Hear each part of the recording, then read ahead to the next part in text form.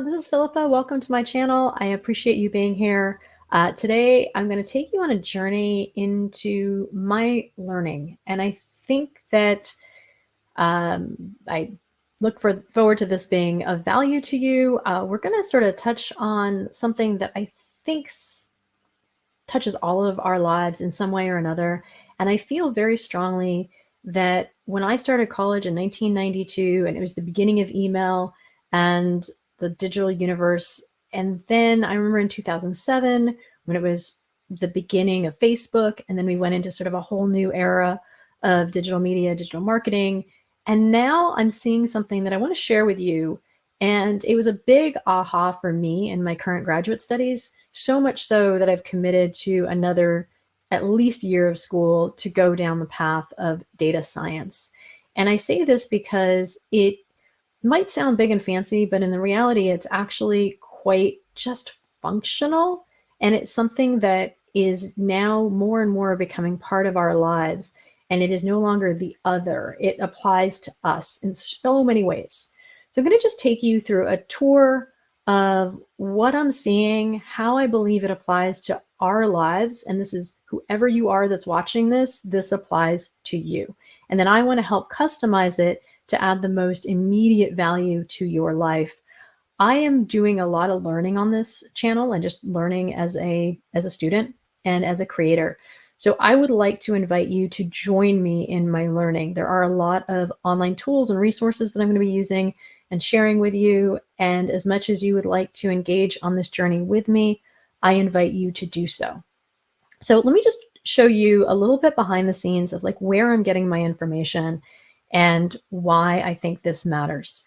So I did my undergraduate at USC like 25 years ago, and now I am continuing, and this month I complete my master's in urban and regional planning through USC Online, and I will be beginning my 7th year at USC, continuing with GIS, which is Geographic Information Sciences, which is a subset of the field of data science, because obviously data science is quite large, but there are still some basic concepts and principles and tools that all of us can access for whatever purposes are most valuable in our lives, and start to learn the language and start to get very comfortable, not only in reading data visualizations and numbers that are presented to us to know how to analyze their value and how much they're meant to be benevolent or perhaps malefic. So we should know how much our emotions are perhaps being manipulated by something where somebody says, but the numbers say, well, do they really? So let's get some skills and some insight into what is this sort of data that is now the next wave that I feel very strongly is coming into our lives. And not only do I feel strongly that it's coming into our lives, I see it. So let me show you the evidence that I have. So when I was registering for my fall classes, I took an opportunity to peek inside the entire curriculum of the university. And I went in every department and I started looking at what classes were being offered. Just in general, I was just curious, and I noticed a theme. I noticed that every single major has some reference to data, statistics, data science. And even the major in which I graduated from, I can tell you 25 years ago, we weren't talking about this and they didn't have these tools. So everybody who's going to be graduating now is now armed with this knowledge, this language, these insights.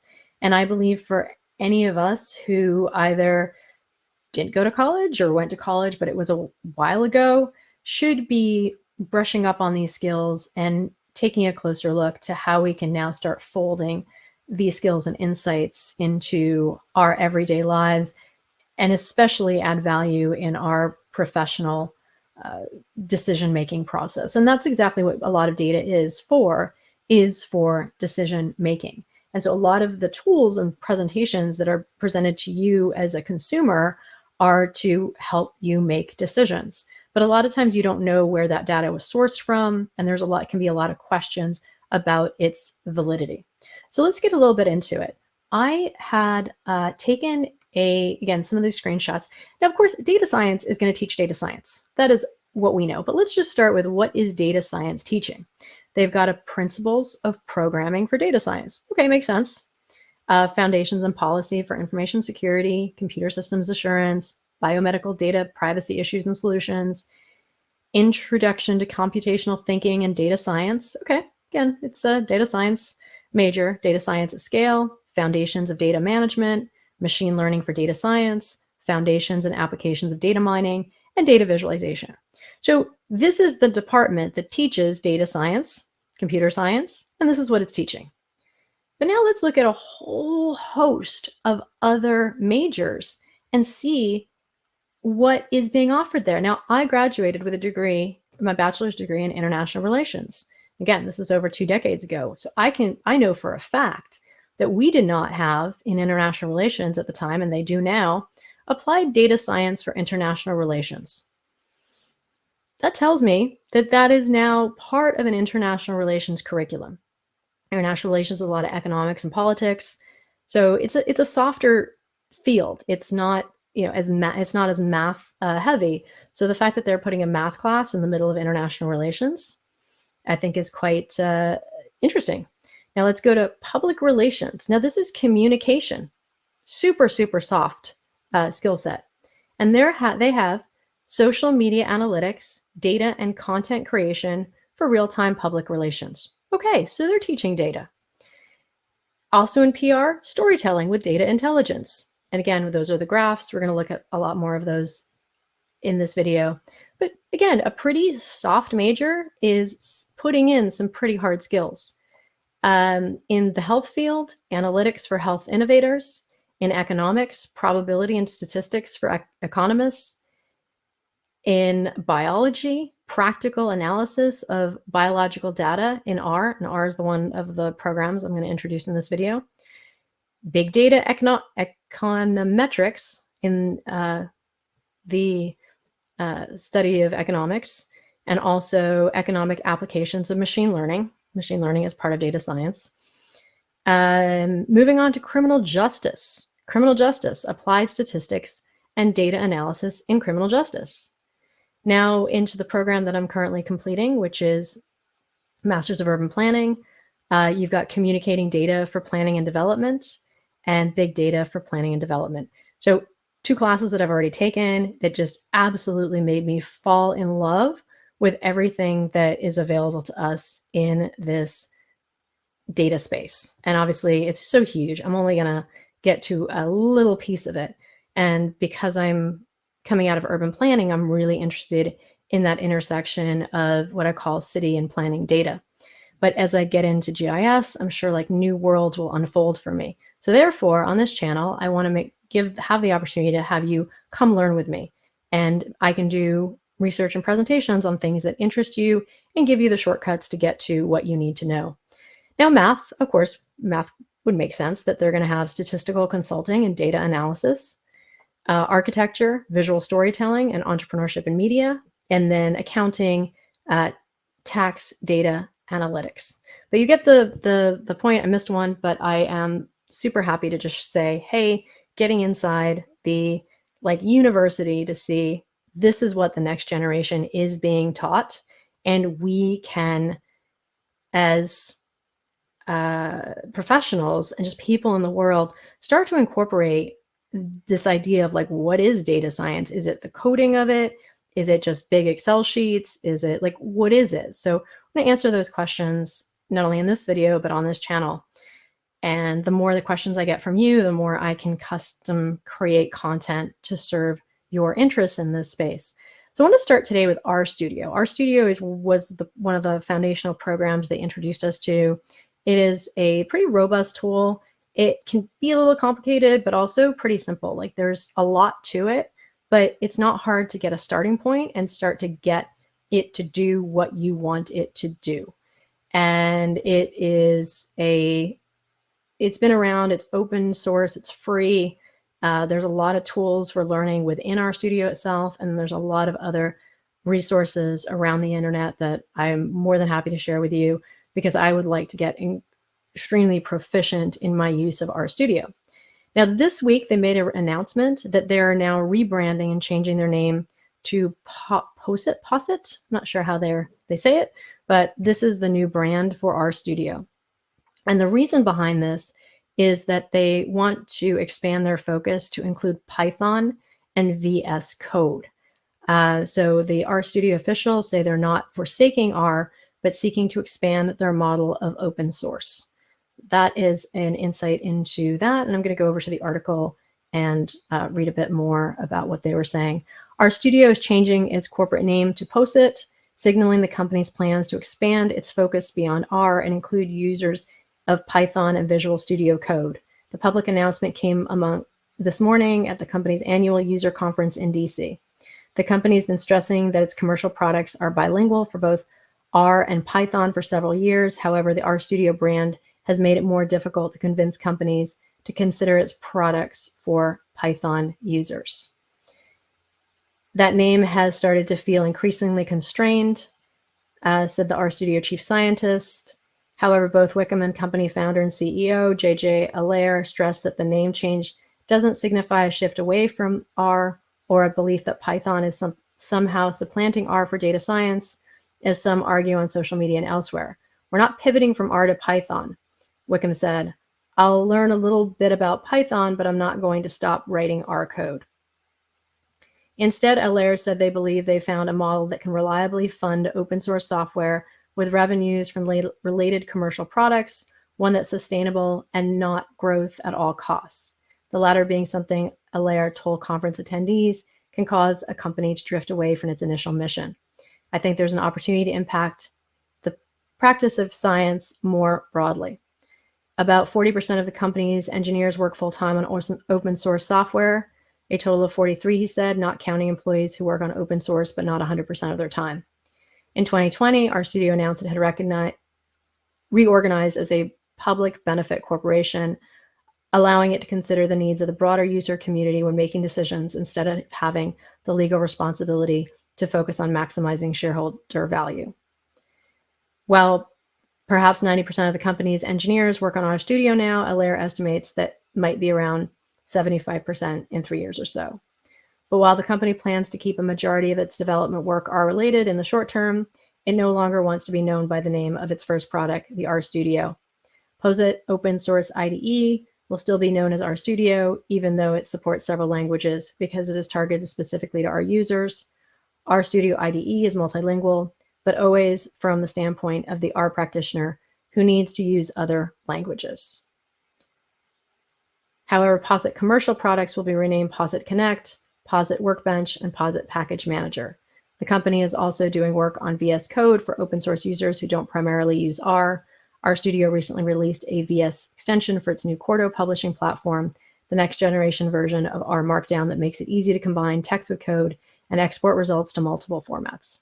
So I'll leave it there. That is a little bit about RStudio and the fact that it is really just a leader in being used as a place to pull together data sets, organize them, and essentially ask it questions. I often think of it like a little bit of a magic 8-ball. You go in there and you ask it a question.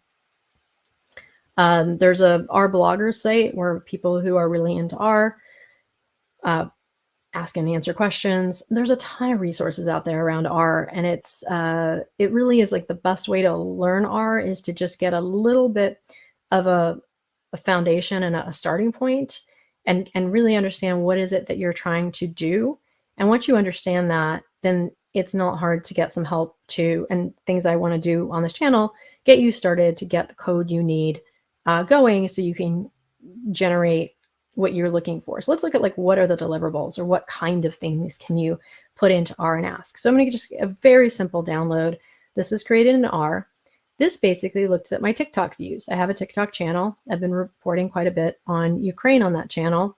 And I only started it a couple months ago, and I was curious what I could do with data that TikTok does not do with data for me. So I downloaded a Excel file or downloaded a CSV, and I brought it into RStudio, and I just simply took one field, which was the number of view field, and I put it into this bar chart, or otherwise known as a histogram. And it just shows me a layout of the fact that I typically, at most, am getting between 5,000 and 20,000 views uh, for each video. And then I have some videos that have gotten between 0 and 5,000, and then I have just almost one video that's gotten between 30 and 35. So it shows me kind of what the frequency is, the number of videos I have, and how many views those videos have gotten over a 90-day period. So at this point, what kind of information we're looking at is not as, it could be anything. It could be literally any data set. And this is just looking at one variable and how it graphs out. And so another way you can look at data is you can look at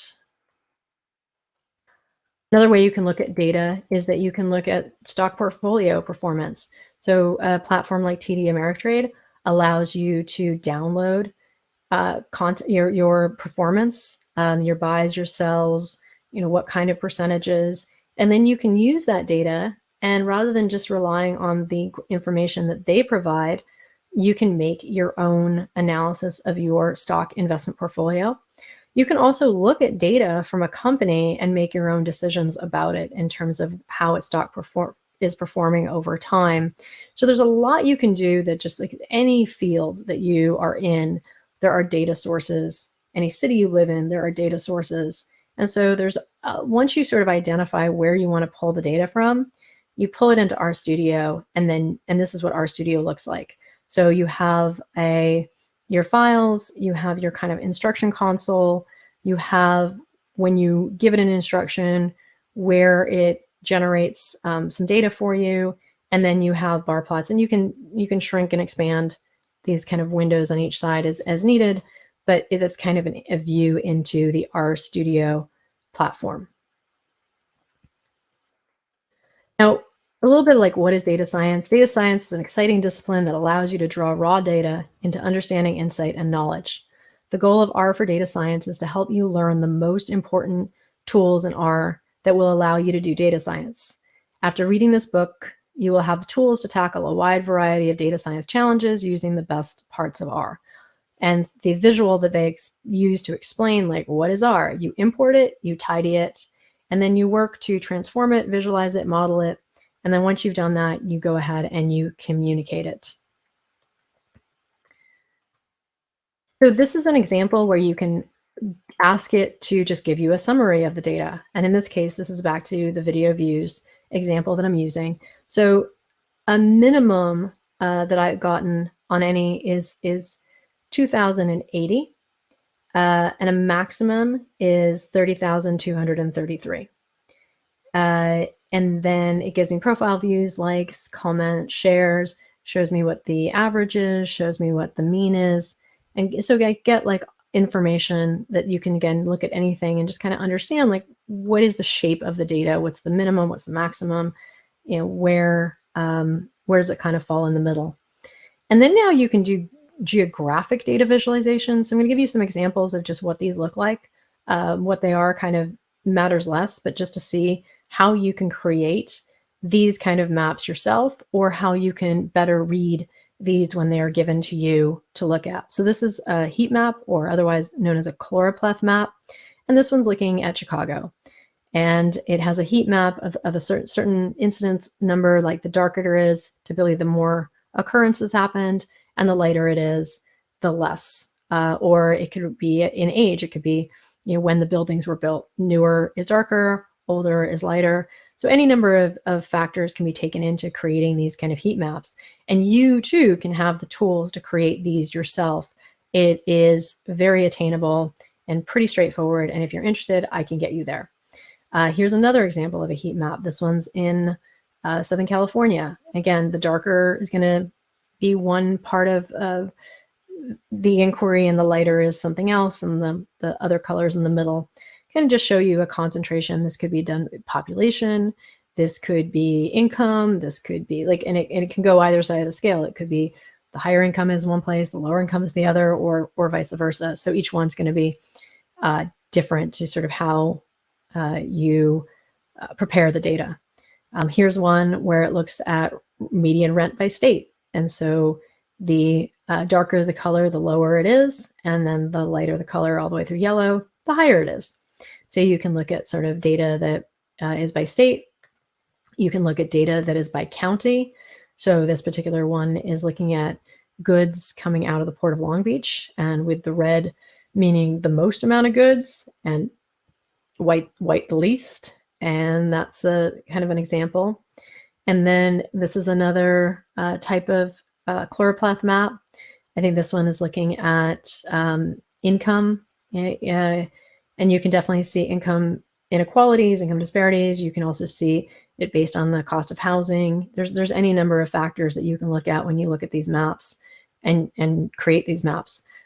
Here's another one in California, again, looking at it by county and different things going on in different counties. So there's one particular variable they're looking at and seeing how it lays out on the map in California. Some separative maps, we're back to graphs. So these are what they call histograms. And the histograms, you can really organize it by as many of the kind of types of number of bars, like what kind of density you want and what kind of information. And this one actually is looking at years housing was built. And it shows that a lot of the housing was built in the late 1800s all the way through 1924. And then it went like almost nothing during World War II, and then a little bit of a bump. And then it sort of sank down, so that it shows that in wherever this area is, that the majority of the housing was built pre-World War II. Here's another one. Again, you can do them in all sorts of colors, and there's just many variables in how you can present them with titles and what information goes where, but there's all sorts of graphs. And then you can use the graph to ask a question, like how does it lay out, and how evenly dispersed is it, or do they have just different variables? And so these are ways in which you can just look at the data and see what's there and use it to make decisions, use it to get insights. Now this is just looking at one variable. You can, and again, this is something that's organizing it by state. So it's going from most to least relative to by state. So this is, again, another where we saw the map before of state median income. This is what it looks like as a graph. Here's what it looks like before it was colored and before it was organized. So it just shows you how it would be, without putting it sort of from a most to least or least to most.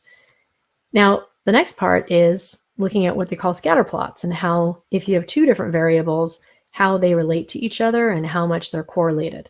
So what follows are examples of what they're referring to as scatter plots. And so all of these scatter plots give us some insight into a particular question. And so you can ask it questions as it relates to, does this impact this? Does this impact maybe one population more than another, or one age group more than another, or one location over another? And so you can sort of, it starts to like give you information, and you can just again see how that, like where the majority of things fall versus where the outliers are. And you can also like just get a group and then sort of see like, just, okay, I just want to look at this particular area and then sort of see, and then there's some like data underneath it. So you can actually see kind of how much of a correlation is there between whatever these two things that you've looked at. So here's another look at a scatter plot in the graph. And with these graphs, again, you're looking at sort of, well, how much they relate to each other, or they don't at all, or is it a positive or negative relationship? So with this one, you'd be like, okay, I can see some like trend line, but it's not hugely significant. Here, it's kind of going in the other direction, or it's not much there at all.